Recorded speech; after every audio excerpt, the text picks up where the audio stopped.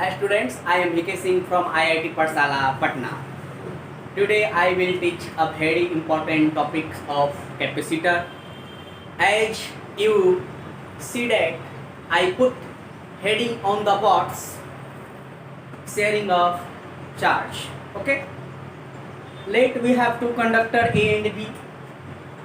जैसा कि आप फिगर में देख रहे हो, मैं ज़्यादा इंग्लिश वर्ड्स का यूज इसलिए नहीं करता हूँ क्योंकि मुझे मालूम है कि कमेंट आना स्टार्ट हो जाता कि आप बहुत लैंग्वेज का यूज़ कीजिए, हिंदी भी इंग्लिश भी। मैक्सिमम मैं हिंदी ही यूज करता हूँ, इसलिए घबराए ना। हम मान लेते हैं बाबू कि हमारे पास दो कंडक्टर है ए और बी, ठीक ना। एक के पास चार्ज Q1 है, एक के पास चार्ज Q2 है। ओके, एक का कैपेसिटी C1 है, एक का कैपेसिटी C2 है। आपको क्लियर दिख रहा होगा बोर्ड पे ना, कोई प्रॉब्लम नहीं ना है।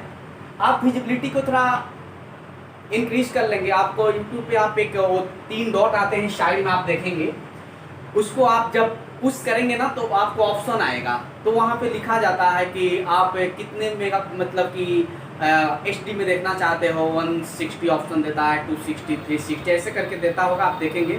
तो आप जो हाईएस्ट क्वालिटी पे करके वीडियो देखेंगे, अच्छा लगेगा, ठीक ना।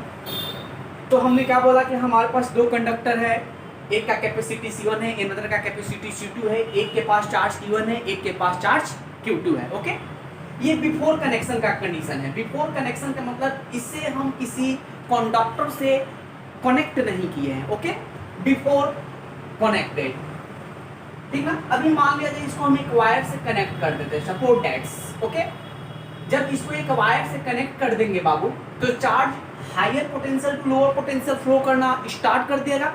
मान लेते हैं बाबू कि इसके पास पोटेंशियल V1 है और इसके पास पोटेंशियल V2 है, और सपोज ये भी मान लेते हैं कि फर्स्ट कंडक्टर के पास पोटेंशियल जो है ग्रेटर है सेकेंड कंडक्टर से, यानी कि इसके पास पोटेंशियल का वैल्यू ज़्यादा है सेकेंड वाला से। तो जिसके पास पोटेंशियल ज़्यादा होगा वही दूसरे कंडक्टर को चार्ज देगा। हमारे पास बहुत ज़्यादा होगा तब तो तुझे देंगे। आप पढ़े होंगे एक वो फुलफिल कंडीशन, आप जो ऑर्बिट वाला केस पढ़े होंगे। ऑर्बिट जो फुलफिल्ड होता है तब तो इलेक्ट्रॉन डोनेट करेगा, उसके पास ही इलेक्ट्रॉन की कमी है तो कैसे वो डोनेट करेगा। इसीलिए वही मैं यहाँ बोल रहा हूँ कि जिसके पास ज़्यादा होता है वही कुछ देने के लिए आगे आता है। ओके, तो इस कंडक्टर के पास पोटेंशियल ज़्यादा है सेकेंड वाला से, तो पहला कंडक्टर पोटेंशियल देगा सेकेंड वाला को। ओके, ये आफ्टर कनेक्टेड की बात हो गई, ठीक है ना, आफ्टर कनेक्टेड, ठीक है। ये मैंने बोला कि जब कनेक्ट कर देंगे तो charge higher potential to lower potential flow करना स्टार्ट कर देगा, और ये फ्लो तब तक ही होगा जब तक बोथ कंडक्टर के पास इक्वल पोटेंशियल वैल्यू ना हो जाए। ओके, चार्ज का फ्लो तब तक ही संभव है जब तक कि दोनों पे पोटेंशियल का वैल्यू इक्वल ना हो जाए। आप पढ़े होंगे लॉ ऑफ थर्मोमेट्री, हीट में, हीट और थर्मोडायनेमिक्स में आप पढ़े होंगे law of thermometry. Law of thermometry क्या कहता है बाबू, जब दो बॉडी का टेम्परेचर वैल्यू अलग अलग हो और जब दोनों बॉडी आपस में कांटेक्ट करते हैं तो higher body to lower body heat का ट्रांसफर होना स्टार्ट हो जाता है। और ये फ्लो तब तक होता है जब तक कि दोनों बॉडी पे टेम्परेचर का वैल्यू इक्वल ना हो जाए। ये पढ़े होंगे आप लोग प्रिंसिपल ऑफ थर्मोमेट्री में। नहीं पढ़े होंगे तो अभी तो पूरा के पूरा दिन छुट्टी है, आप पढ़ सकते हैं। ओके, तो वही मैं बोला बाबू कि जब इसको वायर से हम कनेक्ट करेंगे तो high potential to low potential charge का फ्लो होना स्टार्ट होगा, और ये तब तक ही फ्लो करेगा जब तक कि बोथ कंडक्टर इक्वल पोटेंशियल को अचीव न कर ले, प्राप्त न कर ले। अर्थात V यहाँ भी V, दोनों पे पोटेंशियल का वैल्यू सेम हो जाएगा, चार्ज का फ्लो होना स्टॉप हो जाएगा। ओके, कैपेसिटी तो C1 C2 ही रहेगा, है ना। तो कुछ मैं स्टेटमेंट लिख देता हूं, आप लोग भी लिख सकते हो, ठीक ना। Let we have two conductor of capacity C1 and C2 and potential V1 and V2 connected by a conducting wire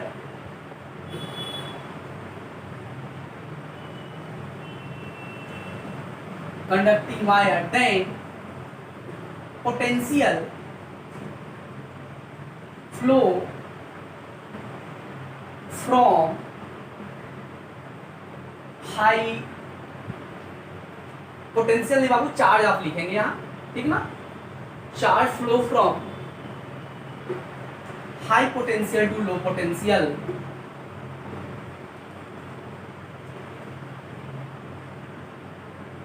until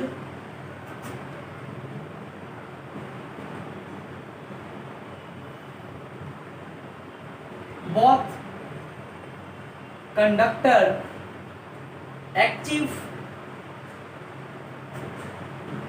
equal potential। अर्थात कहने का मतलब कि let will have two conductor of capacity C1 and C2 and potential V1 and V2 and है ये, ठीक है ना, connected by a conducting wire, एक कंडक्टिंग वायर से कनेक्ट कर दिए हैं, then charge flow from high potential to low potential, okay, until तब तक both conductor achieve equal potential, जब तक कि दोनों कंडक्टर इक्वल पोटेंशियल को प्राप्त नहीं कर लेते हैं। आप गेट भी लिख सकते हो, चलेगा, ठीक है ना, इंग्लिश लैंग्वेज है, थोड़ा सा आप इधर उधर लिखोगे चलेगा, ठीक है ना। ऑनटिल के बाद आप टिल भी लगा सकते हो, ऑनटिल जब तक तब तक, अनटिल के बाद आप टिल यूज कर सकते हो, यहाँ आप चाहोगे तो लिख लोगे, जब तक कि तब तक दोनों कंडक्टर इक्वल पोटेंशियल को प्राप्त न कर ले। आप लोग थोड़ा बहुत ग्रामर का नॉलेज रखे होंगे, नहीं रखे होंगे तो मैं क्या कर सकता हूँ, कुछ कर भी नहीं सकता हूँ, इंग्लिश तो पढ़ाना स्टार्ट करूँगा नहीं, तो थोड़ा बहुत तो आप छुट्टी है ग्रामेटिकली अपना इंग्लिश थोड़ा अच्छा कर लें, ओके। इक्वल पोटेंशियल, तो ये मैं तो इसका स्टेटमेंट लिखा, अब मैं यहाँ से क्या पा रहे हैं ये देखते हैं, ठीक है ना। इसको हम बोर्ड को साफ करता हूँ, आप स्क्रीनशॉट लेना चाहते हो तो ले सकते हो, ठीक है ना, मिटा देता हूँ, ओके।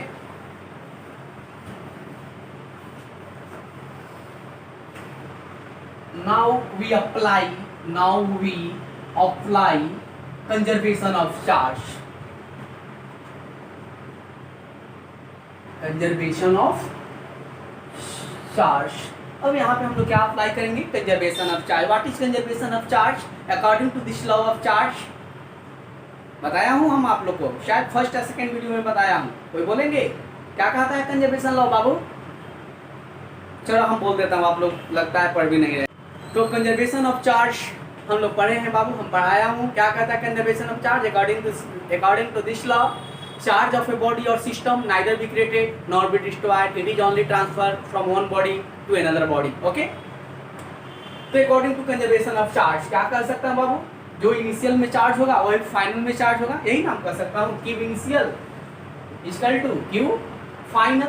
तो हम जानते हैं कि C इक्वल टू क्या होता है, Q बाई V, यहाँ से Q इक्वल टू क्या हो जाएगा, C इंटू V। तो इनिशियल का मतलब क्या लिखेंगे, C1 V1 इसके लिए, और इसके लिए क्या लिखेंगे प्लस C2 V2, फाइनल में क्या लिखेंगे C1 V C2 V, क्योंकि दोनों के पास पोटेंशियल तो फाइनली इक्वल हो जाता है, तो C2 V, ठीक ना।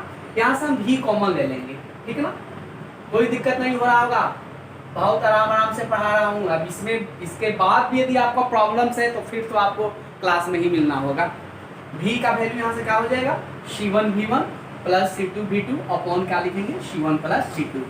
इस V को कहा जाता है कॉमन पोटेंशियल, इस V को हम क्या कहते हैं बाबू, कॉमन पोटेंशियल, ठीक है ना। तो आपसे कभी कभी कॉमन पोटेंशियल का डिफिनेशन भी पूछ दिया जाता है, तो आप शॉर्टकट में लिख सकते हो कॉमन पोटेंशियल का डिफिनेशन, हम बोल देता हूँ, लिख लेंगे, the minimum potential at which flow of charge between both conductor will be stop is known as common potential. अर्थात सबसे मैंने क्या बोला बाबू कि मिनिमम पोटेंशियल, वो मिनिमम पोटेंशियल जिस पे चार्ज का फ्लो होना क्या हो जाए, स्टॉप हो जाए, है ना। मैंने एक चीज़ बोला थोड़ा सा पहले कि चार्ज तब तक ही फ्लो करेगा जब तक कि दोनों कंडक्टर पे इक्वल पोटेंशियल का वैल्यू ना हो जाए, जैसे इक्वल पोटेंशियल हो जाएगा चार्ज का फ्लो होना स्टॉप हो जाएगा। तो वही मैं यहाँ बोल रहा हूँ कॉमन पोटेंशियल का डिफिनेशन भी, कि the minimum potential at which flow of charge become stop, यानी कि रुक जाए, is known as common potential. तो ये डिफिनेशन आप लिख सकते हो, बहुत बार ये पूछा जाता है, और ये फार्मूला आप याद रखेंगे C1 V1 C2 V2 C1 plus C2, ये आपका कॉमन पोटेंशियल का फार्मूला है। तो इसको आप लोग अच्छा से देखेंगे। यदि कोई प्रॉब्लम हो तो आप मुझे बताएंगे। आज के लिए इतना ही। Okay bye, good day. Now in the next class. अच्छा लगे तो लाइक करें, शेयर करें, सब्सक्राइब करें। ओके बाबू, थैंक यू। हाँ, एक बात छूट गया है। ये आपका कैपेसिटर का एक और लास्ट है topic, loss of energy due to sharing of charge, जो कि मैथमेटिकली प्रूवमेंट है। उस समय लेगा, तो मैं सोच रहा हूँ आप लोग से एक बार कमेंट ले लेने को, क्या उसका मैं वीडियो दे दूँ या क्लास रूम में ही उसको मैं प्रूव कर दूंगा। यदि आप कहेंगे कमेंट में 10 स्टूडेंट यदि बोल देते कि हाँ सर उसका वीडियो दे दिया जाए, तो हम दे दूंगा वीडियो। थोड़ा सा समय लगेंगे ज़्यादा, और क्या, ठीक है ना। ओके।